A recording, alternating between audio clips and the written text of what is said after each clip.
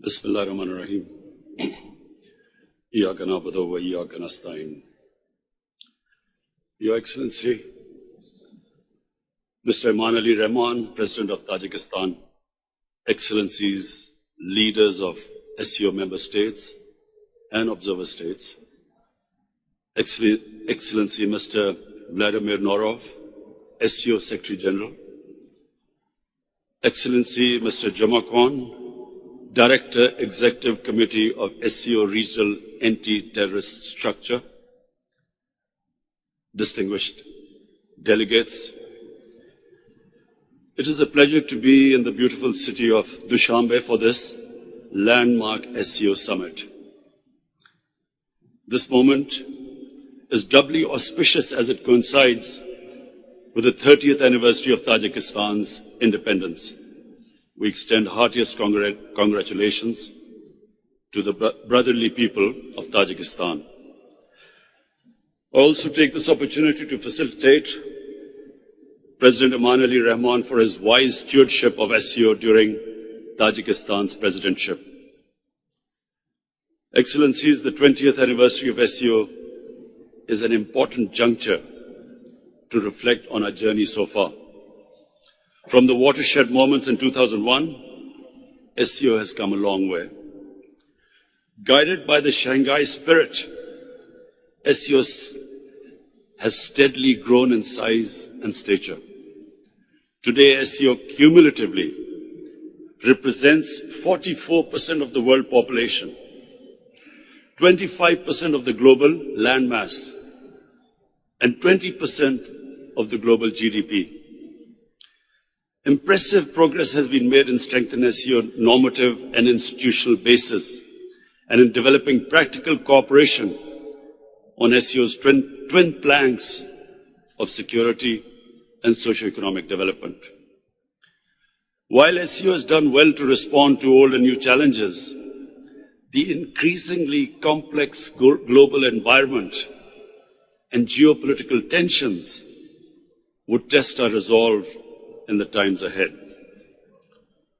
For our part, we must resist any drift towards bloc politics and stress that peaceful coexistence and cooperation, not confrontation, should be the main drivers of global politics. Excellencies, the COVID-19 pandemic afflicted the world in unprecedented ways. In sheer human suffering, the cost just cannot be calculated. A staggering 4.6 million people have lost their lives. 223 million people have been infected. While the public health systems were overwhelmed, economies worldwide faced downturn and recession. And most of all, the poor were hit the hardest everywhere, whether living in the impoverished south or the affluent north. For the first time in 20 years, the world saw a rise in absolute poverty.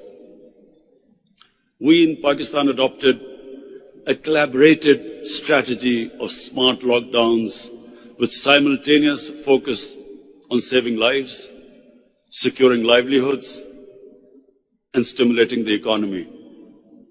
A very difficult road to navigate. Our social protection program, which was called Asas Compassion, helped millions of families to survive. I also launched a global initiative for debt relief to help create fiscal space for developing countries, to mitigate the negative effects of the pandemic and achieve sustainable development. The advent of COVID vaccine in a relative short time is a miracle of science. We believe science should continue to guide the world's efforts as it combats the pandemic. Attempts to politicize the question of virus origin should be avoided, as it is divisive at a time when the world needs to unite.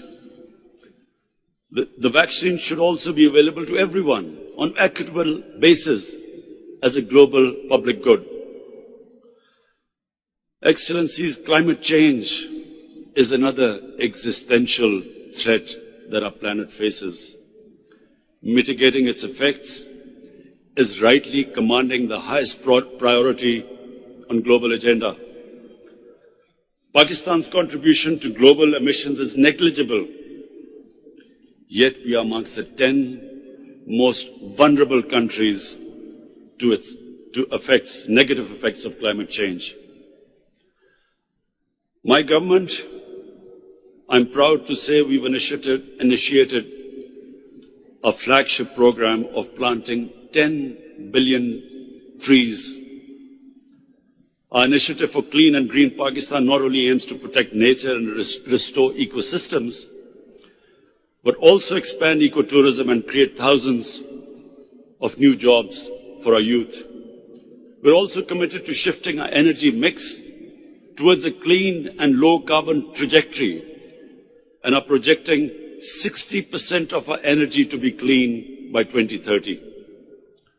We continue to work with the international community towards comprehensive implementation of Paris Agreement and mobilization of enhanced international climate finance to achieve our shared objectives. Excellencies, as the world marked the 20th anniversary of 9/11 attacks, we are all reminded that despite international community's earnest efforts, the threats posed by terrorism still persist. Associating one religion with terrorism has enabled far-right, populist and supremacist groups around the world to propagate, multiply and accumulate influence. In some cases, such extremist and bigoted ideologies have ascended to capture the state power in so-called democracies. The fight against terror should not be won if we ignore that these threats and challenges, the biggest of which is state terrorism, perpetrated against people living under foreign occupation in disputed territories.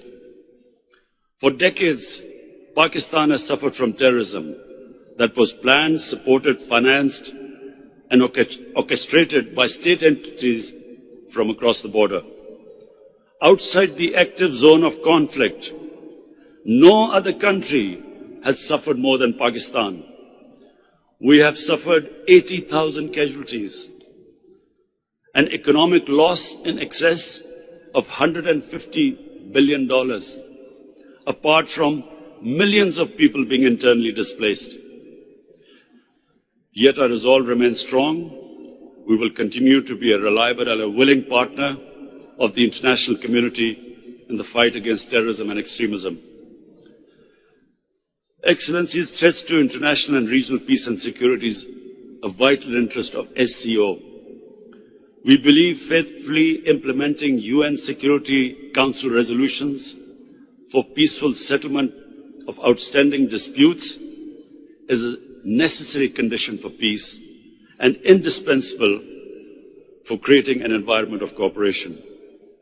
Unilateral and illegal measures to change the status of disputed territories in violation of Security Council resolutions run counter to this objective. Such measures must be condemned and opposed firmly for being in violation of the SCO Charter and its well-established principles of interstate relations. Excellency, most significantly, Afghanistan is rightfully the focus of our attention in view of the recent developments. The sudden change of the previous regime, which took everyone by complete surprise, the takeover by Taliban, and the full withdrawal of foreign forces has established a new reality in Afghanistan. That all this happened without bloodshed, without civil war, without mass exodus of refugees, should be a matter of relief to all of us. We in Pakistan were fearing a bloodbath like it happened after the Soviets exited from Afghanistan in 1989. It is now in the international community's collective interest to ensure that there is no renewed conflict in Afghanistan and the security situation is stabilized. Equally urgent priorities are to prevent a humanitarian crisis and an economic meltdown. We must remember that the previous Afghanistan government survived on 75% of foreign aid. With the removal of foreign aid, there is a danger of economic collapse. And this is the time to stand with the people of Afghanistan. We commend the UN Secretary General and UN agencies for leading from the front in mobilizing international support for the immediately needed humanitarian assistance. Apart from helping in the international evacuation efforts, Pakistan has extended all possible support and provision and facilitation of humanitarian relief.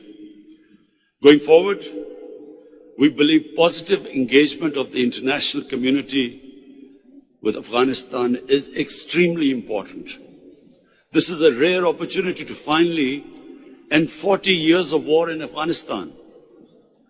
This moment should not be squandered. It would be unwise at this critical juncture to spread negativity or indulge in mischievous propaganda, as some spoilers sought to do.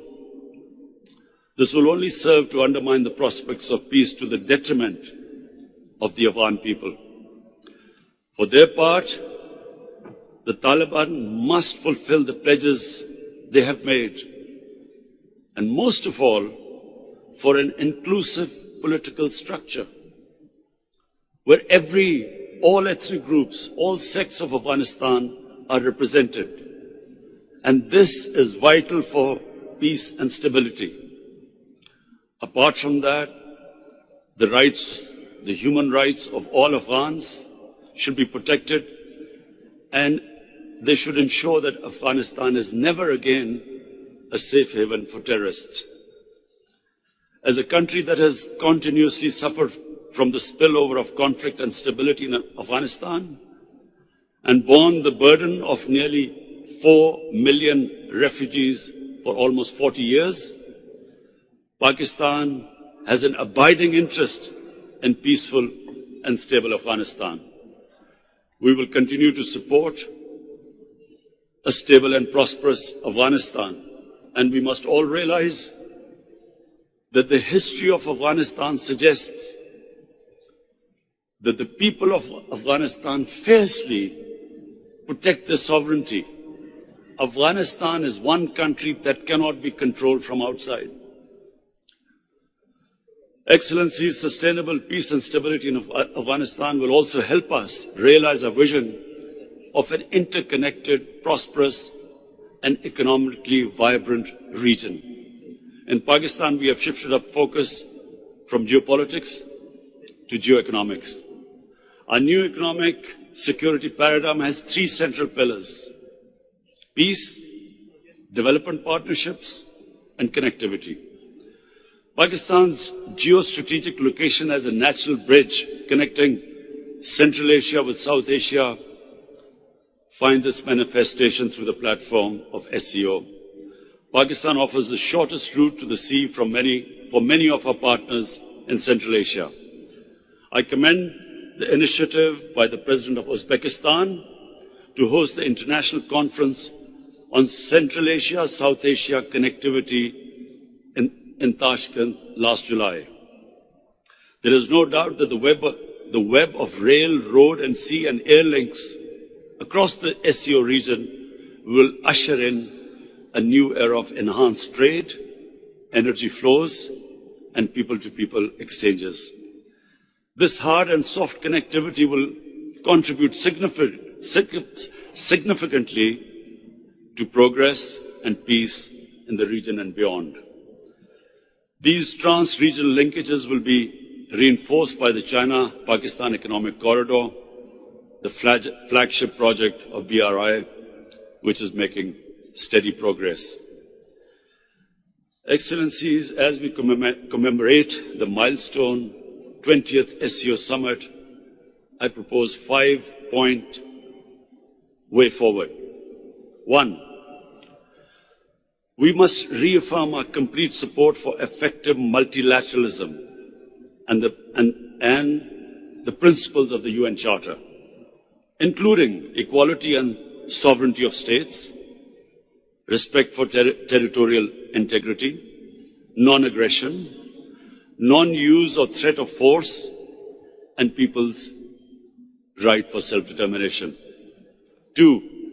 We must strengthen our collective endeavors to mitigate the adverse economic impact of COVID-19 pandemic, including through the SCO joint advisory measures. 3.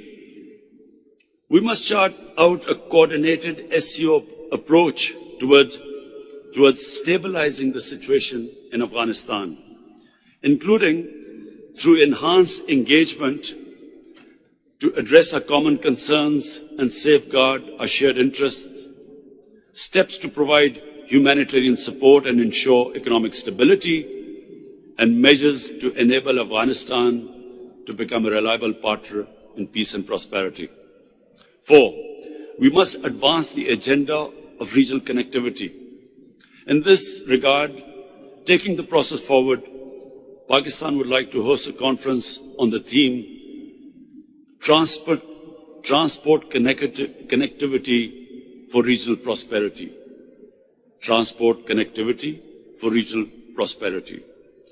And 5, we must, recognizing the immense potential of our youth, explore all possible avenues for their increased interface and empowerment. Pakistan would like to host a conference on youth empowerment through digital economy. Excellencies, before concluding, I take the opportunity to congratulate my brother Raisi, President Raisi, as Iran embarks upon the process of admission to the SCO. I also congratulate brothers from Saudi Arabia, Egypt, and Qatar on joining as new dialogue partners. I also thank Secretary General Norov on successful completion of his term and welcome Ambassador Meng as the new Secretary General. Finally, I congratulate my brother President Shavkat on Uzbekistan chair of the SCO for 21-22 and assure him of Pakistan's full support. Thank you.